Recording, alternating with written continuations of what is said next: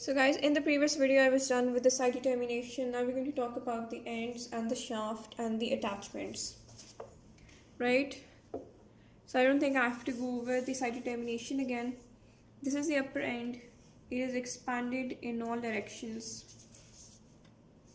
So the superior surface, it bears a circular articular facet. Right? The superior surface, because this is held vertically in the anatomical position. Right, vertically, so that is the superior surface. The superior surface bears a circular articular facet which articulates with the lateral condyle of the tibia. Right,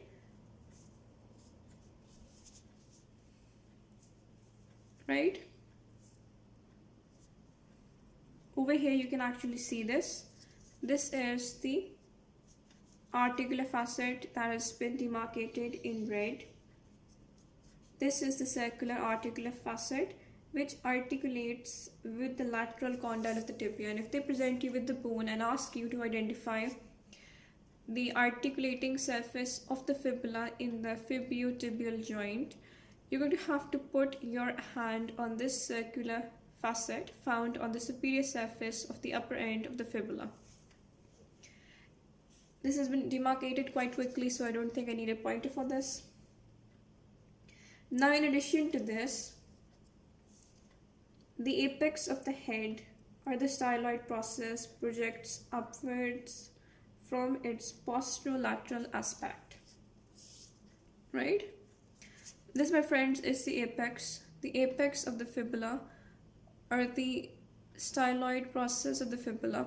And when you're holding this bone in the anatomical position, this is it vertically in the anatomical position. You're holding this vertically in the anatomical position.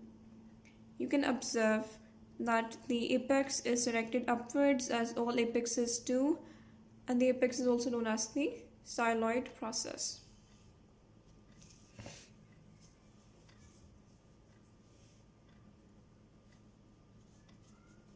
And going onwards, the constriction that is immediately below the head is known as the neck of the fibula. This, my friends, is the constriction that is immediately below the head, and so this is known as the neck of the fibula. Alright. The shaft shows considerable variation in its form. Right? That is something I think I've mentioned in the previous video. And what do I exactly mean by that? Will be illustrated when you take a look at the bones that your own college will provide. You will see so many differences, but some very identical points. And the reason for that is because it is molded. The shape is in fact molded by the muscles that are attached to it. And basically you need to remember the fibula has 3 borders and it also has 3 surfaces. What are the borders? We have an anterior, we have a posterior, and we have an interosseous border. Right? You need to remember. If they ask you for the name of the borders, you don't have time to look at a book. This thing should be at your fingertips. The existence of 3 borders. An anterior border that is obviously pointing anteriorly. Secondly, we have a posterior border.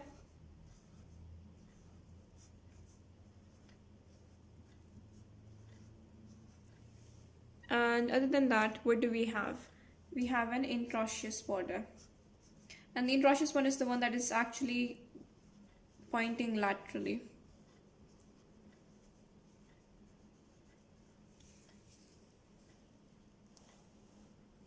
Right? And for now, this is enough. When we talk about the surfaces, I will write those down as well. Anyways, how do we identify the border? Right?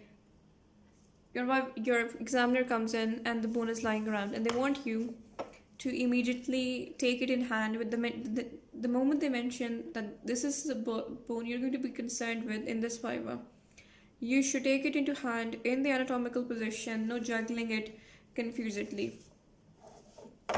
You can just pick it up like this, and in the moment of a second you need to see this is the head, this part is the lower end, right? I told you why. You need to quickly see the positioning of the malleolar fossa. You need to quickly see the position of this. Mentally by now, because you would have understood which bone this belongs to, which side, and from the same side you should be holding it like this. Preferably you should be holding it vertically for them.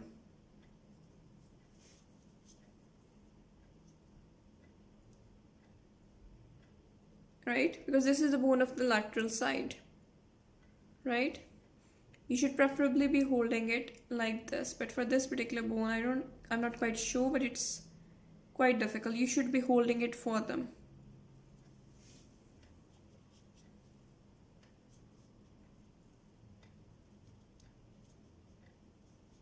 Right?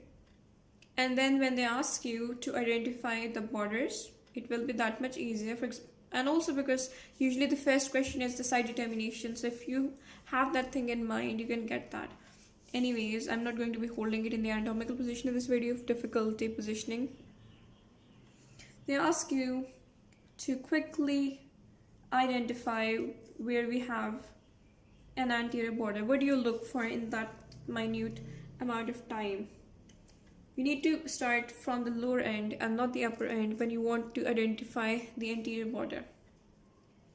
The anterior border begins just below the anterior aspect of the head, right? But that's not what you're going to be looking for.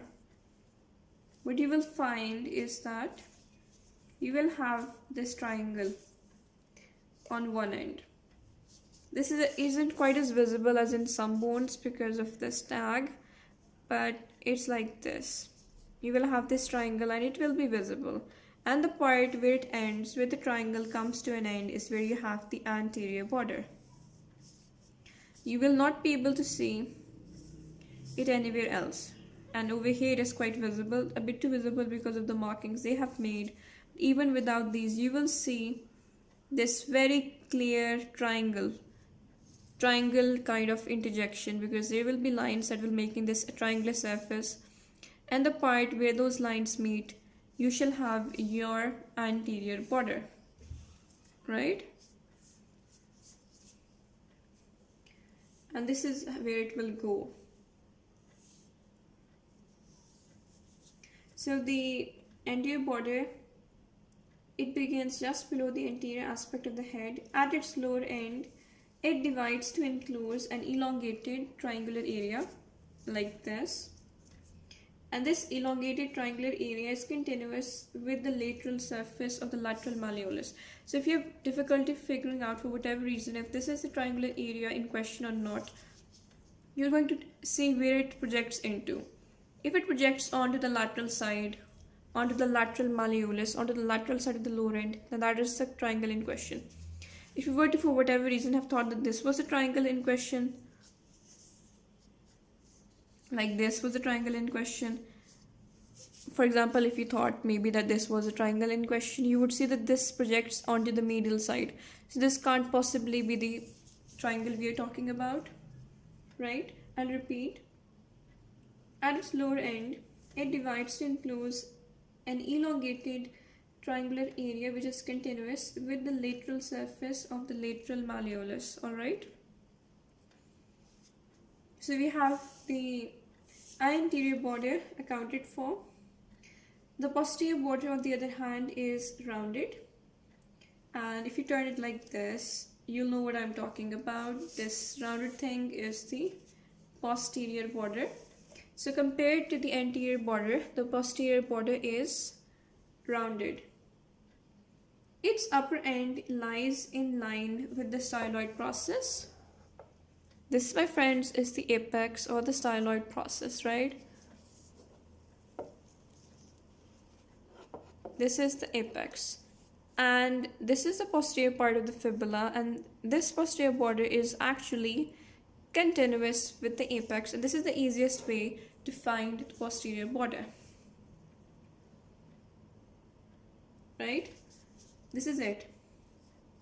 And then we go onwards to the medial or the interosseous border, and that is the tricky one, which lies just medial to the anterior border. We just identified this as being the anterior border, and we have said that this medial border is just medial to the anterior, and we know this is the medial side of the bone, we know this is the medial side of the bone, and we know this is the anterior border. So would we perhaps think what could possibly be our dear old medial border? We may have two things. We might think this is it. We think there's this line. We feel this line and we think this is the medial border.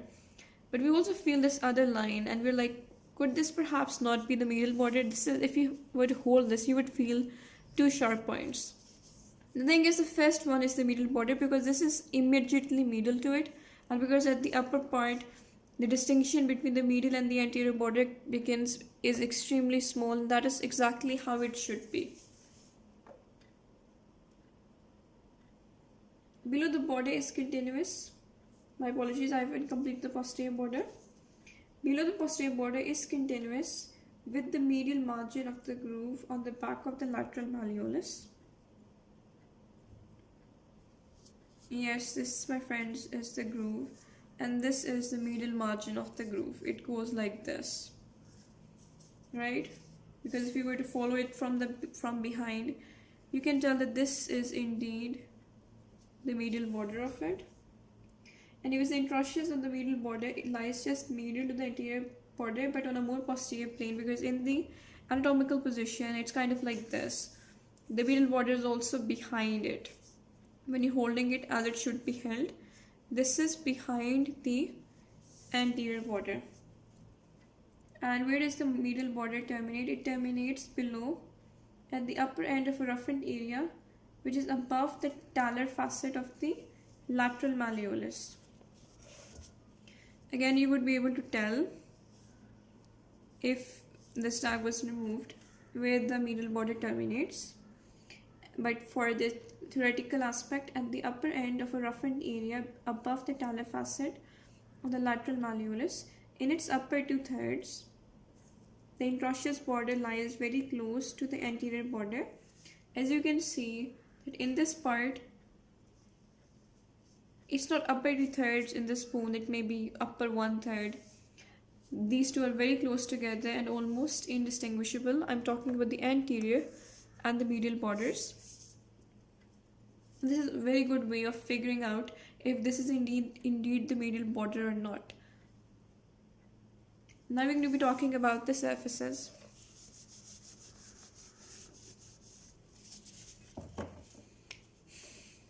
How many surfaces in question? We have 3 surfaces. We have a medial, a lateral, and a posterior. Again, this is something you need to remember.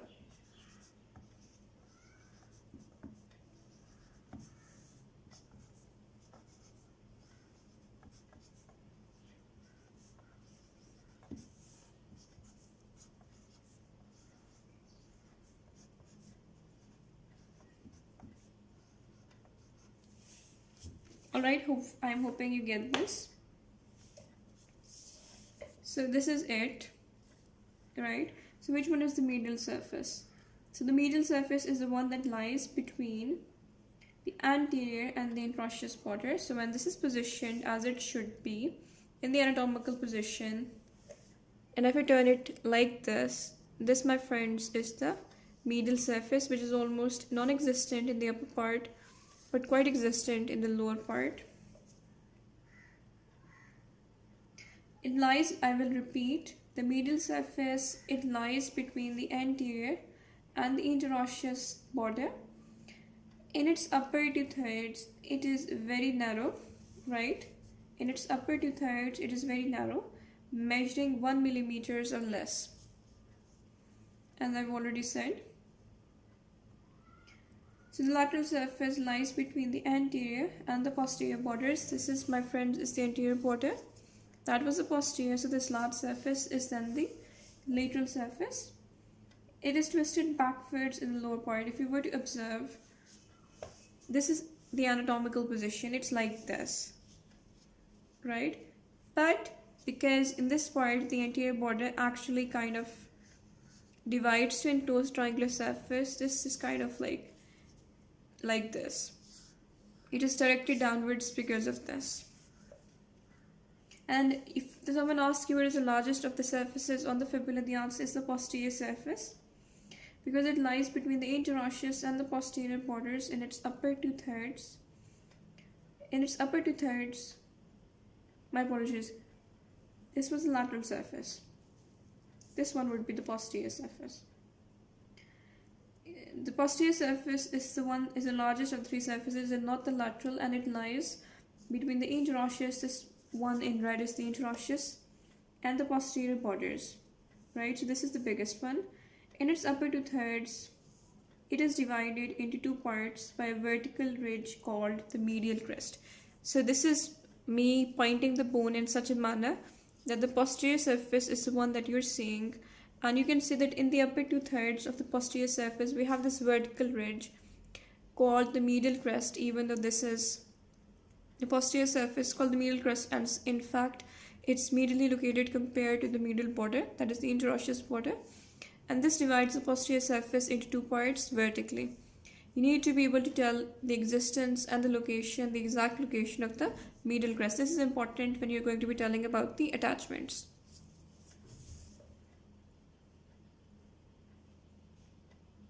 So we're done with the surfaces. We're going to be talking about the lower end or the lateral malleolus, and then we'll start on the attachments. This is the lower end. The tip of the lateral malleolus, this, my friends, is the tip, is 0.5 centimeters lower than that of the medial malleolus. So you need to know which malleolus points downwards. So medial malleolus, and we're talking about the tip. You can't actually see this, but I'll show you at the end. Medial malleolus plus 0.5 centimeters. Then we have the lateral malleolus, because the lateral malleolus is the one that points more downwards.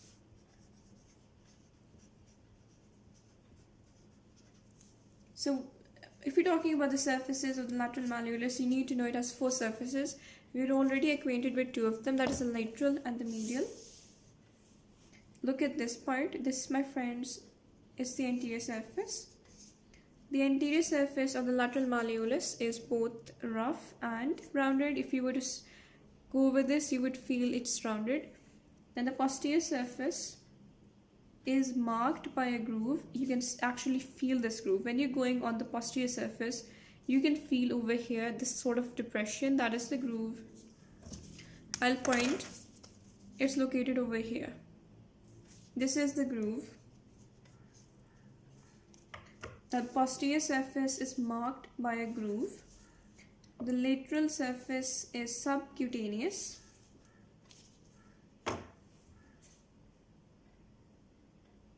Right?